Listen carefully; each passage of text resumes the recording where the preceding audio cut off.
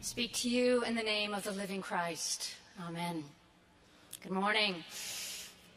Thank you for rising so early, choosing to come here or perhaps to watch from your home, to be a part of this celebration of hope that meets despair, of love that is stronger than hate, and of life that awaits us on the other side of death. This is an audacious faith, and it always has been. And on behalf of all of us gathered here, I'd like to take a moment to thank those who work so hard to make this day and this place one of great beauty in sound and sight. In a month when 3 African-American churches in Louisiana were destroyed by arson, and the world watched as Notre Dame Cathedral was engulfed in flame, and just this Easter morning when 3 churches in Sri Lanka were bombed, we realize the beauty and the importance, the sacred importance of holy space. The living God cannot be contained in structures built by human hands, nor can a fire or arson or a bomb destroy a living faith. Easter morning asks us to believe this, to believe this. I'd like to speak to you about a living faith. Now, if you're here today and not at all convinced that what Christians celebrate on Easter or any other day is true, or even if it is true, if it matters, or if there's something in your life or in our world that has caused you to doubt what you once believed, or if you want to believe but simply can't wrap your head around what people describe as their faith in Jesus, or even if you're not even in the zone, as they say, but just trying to make it through the day, and somehow you landed here, trust me, you're actually not alone. You're not alone among Christians. Faith without doubt, as they say, is faith without a pulse. And every one of us, no matter how good we might look on the outside, every one of us carries our share of doubt and worry and unresolved pain and the weight of burdens that no one else can see. And it has always been so. Granted, this particular time is not an easy time to be a person of faith. If there ever was such a time, our forebears didn't have such an easy go of it, and nor did those first witnesses to the resurrection. You know, I've spent the better part of this week reading all 4 written accounts of that first Easter morning, and taken together, they paint a scene, not of triumph, but first of sorrow and fear, then chaos and confusion, to which I dare say we could all relate. Yet, this time is also a fine time for faith. And maybe it's the best kind of time, particularly for faith in resurrection. For resurrection is the assurance of God's empowerment and presence in and through the worst that can happen to us. Those who promote Christianity as a faith of ease and prosperity and triumph are not reading their Gospels carefully.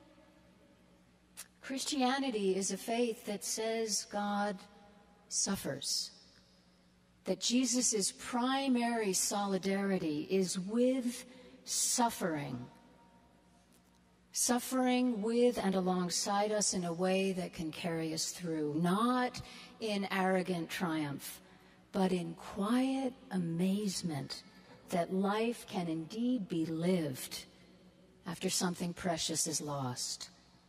The grace and mercy of Christ meets us in the crucible of real life, where real things happen, not all of them easy. These are the times that faith, living faith, is for. Peter Gomes, the late great professor of ethics and the chaplain at Harvard University, used to preach essentially the same sermon every spring to the students at Harvard. And he entitled this sermon, "How Are You Going to Live After the Fall?"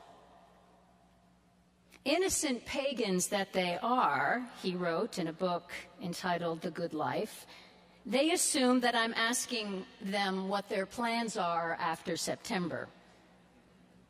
But I'm not. I'm asking them what they're going to do after their first dreams fall from the sky. When you don't get the girl or the boy, when you're brushed aside or hurt, when your children rise up to treat you as you treated your parents. What are you going to do?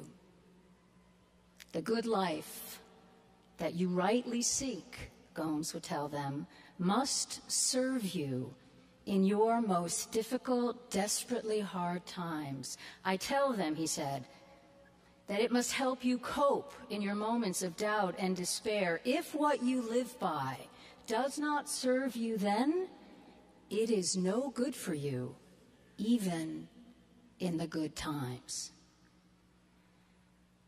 We can put our faith in resurrection, and I'm not merely talking about what happened to Jesus long ago, although I'll start there, and nor am I referring to what awaits us when we all die, although I'll get to that too. What I want to describe first is how we can experience and trust, that is, put our faith in, the experience of resurrection now. And here's the thing. You don't need to be a Christian or a believer of any kind to experience resurrection. For resurrection is God's way with us. It is embedded in creation. But once you experience resurrection and recognize it for what it is, you get a better understanding of what keeps a life-giving, self-sacrificing love for others, faith in Jesus alive in the midst of everything we human beings have done and are doing now in his name to discredit him. In the words of the Franciscan Richard Rohr, the risen Christ is not a one-time miracle, but the revelation of a universal pattern.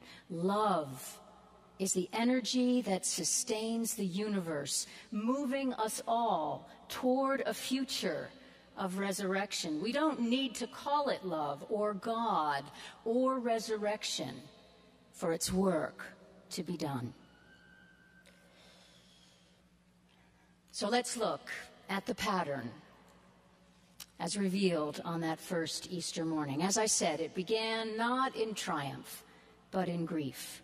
So, first thing to remember about a resurrection experience is that it must begin in death, a loss of something or someone so profound that a part of us dies too.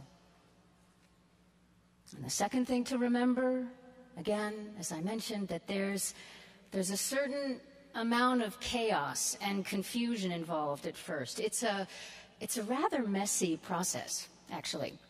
And I don't know how you feel about that, but for me, to be reminded of that is somehow validating.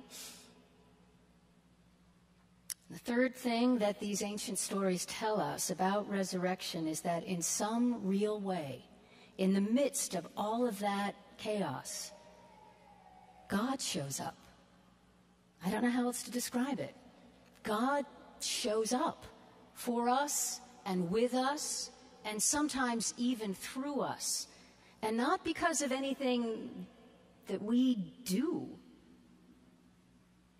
The wondrously articulate Nadia Bolz-Weber describes the experience this way. God simply keeps reaching down into the dirt of our humanity and resurrecting us from the graves we dig for ourselves through our violence, our lies, our selfishness, our arrogance, our addiction. And God keeps loving us back to life, over and over. And the last thing I'll say about resurrection now is that it almost always comes with an invitation to pay it forward, to show up as God showed up for us, for someone else. That's what it means, I think, when St. Paul talks of us as being Christ's ambassadors. Christians, again, I'm quoting Richard Rohr, are meant to be, at our best, we're meant to be the visible compassion of God on earth, more than those who are going to heaven. And whenever we do this, whenever we show up, whenever we get close enough to people suffering to allow that suffering to change us, we are taking on resurrection work, what Dr. Martin Luther King called redemptive suffering, suffering in the service of life. It's not an easy way to live, but once you've seen it and had a taste of it, nothing quite adds up. Years ago, Anne Lamott, great writer, wrote about this way of living in an essay she entitled, "Why I Make Sam Go to Church," which when I was a parish priest was required reading for any parent seeking baptism for their children. Sam, her son, she writes, is the only kid he knows who goes to church, and he rarely wants to. That's not exactly true. The truth is he never wants to go. What young boy would rather be in church on weekends than hanging out with a friend? And it doesn't help to remind him that once he's there, he enjoys himself. It doesn't help that he genuinely cares for the people there and that they care for him. All that matters to him is that he alone among his colleagues is forced to spend occasional Sunday mornings in church. You might think, she says, noting the bitterness, the resignation that he was being made to sit through a 6-hour Latin Mass. Or you might wonder why I make this strapping, exuberant boy come with me most weekends. And if you were to ask, this is what I would say. I make him because I can. I outweigh him by nearly 75 pounds. But that's only part of it. The main reason is that I want to give him what I have found in the world, which is to say, a path and a little light to see by. Most of the people I know who have what I want, which is to say, purpose, heart, balance, gratitude, joy, are people with a deep sense of spirituality. They're Jews, Buddhists, Christians, Muslims, people banding together to work on themselves and for human rights. They follow a brighter light than the glimmer of their own candle. They are part of something beautiful.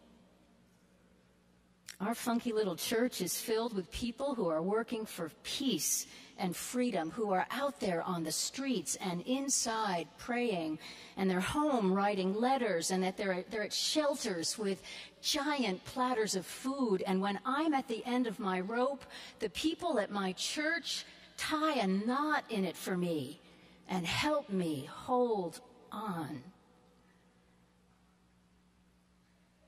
Those of us who feel this call to follow Jesus, we have an extraordinary responsibility and privilege to live resurrection faith, staking our lives on the assurance that God will meet us in whatever happens and guide us on a path of hope. If we're looking for something quick and easy and hugely dramatic, we're not going to find it here. Resurrection is much more subtle than that. It's an experience that doesn't gloss over the hardships we endure. It feels more like wind shifting, the gradual turning of midnight to dawn. It looks like a seed that breaks through the muddy earth after a long winter, a stranger appearing out of nowhere to tell you precisely what you need to hear. Sometimes it feels like a second chance, other times like a new possibility where there once was a closed door. Resurrection also takes time. In fact, a lifetime to experience as real, which is why we celebrate it, not only on days like this one with all our best clothes and our finest preparation, but also on low days when it's all we can do to crawl out of bed in the morning and throw on a pair of jeans. Easter's not a day for us. It's a way of life. Today is one day on a long and wondrous journey. And so after today, followers of Jesus will show up here or in other places of worship next week, and the week after that, and the week after that. And in between, we're going to be out living our lives and doing whatever we can to bring good into the world. We're going to march, we're going to cook food, we're going to read stories to our children, we're going to make appointments with our legislators, we're going to go to the theater, and we're going to listen to glorious music, and we're going to work for peace. Resurrection is everywhere. And after today, we'll give thanks for the excuse to throw a really great party and invite all of you, and then go back to the work of living, even when it's hard and a little scary. Nothing worth doing is completed in a day or in our lifetime. This is Reinhold Niebuhr writing this back in the 50s. Nothing worth doing is completed in our lifetime. Therefore, we must be saved by hope. Nothing true or beautiful or good makes complete sense in the immediate context of history. Therefore, we must be saved by faith. Nothing we do, however virtuous, can be accomplished alone. Therefore, we are saved by love. No act is quite as virtuous from the standpoint of our friend or foe.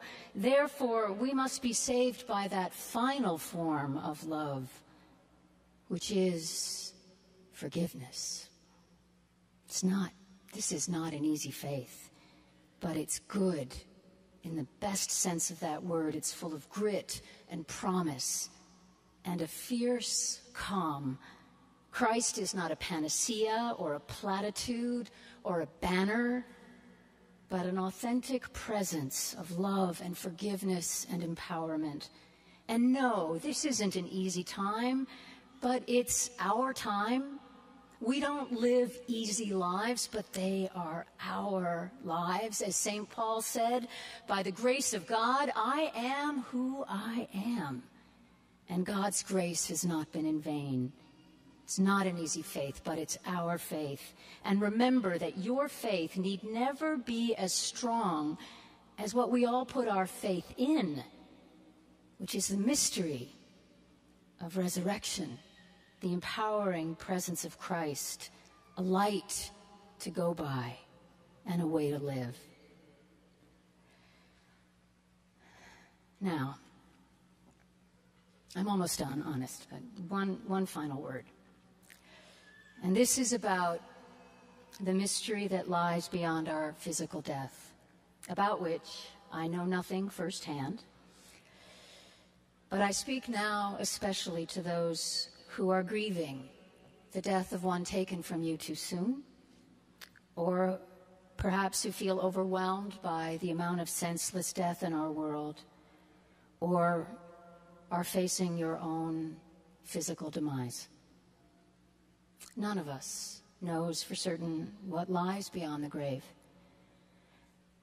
But I have come to trust in the ancient human intuition embedded in spiritual traditions across humankind that there is another realm. There's a place, not a physical place as we know it, nor one that we will ever fully grasp on this side, but there is a place where souls are safe and spirits somehow live on. As St. Paul wrote, it is not for this life only that we have hope, and thank God for that. One tangible fruit of a living faith in resurrection practiced over time is that it allows us to imagine what it will be like when we are at that final crossing and be able to entrust ourselves then. The mystics assure us that the distance between us and that place is not as great as we imagine it to be, and that there are times when we can feel what can only be described as proximity to that realm. Should you ever experience that, I think you can trust it as real. And when your time comes, when my time comes to surrender this life, I pray that we can all lean back, trusting that Christ's arms are there to hold us and bring us home. And in the meantime, let's live this faith and invest in the people and the places and the offerings that are worthy of our lives. Dare to believe that Christ has your back now and in the hardest times, and that there is nothing on this earth, in life or death, that can separate you from the love of God made known to us in Christ Jesus. Amen.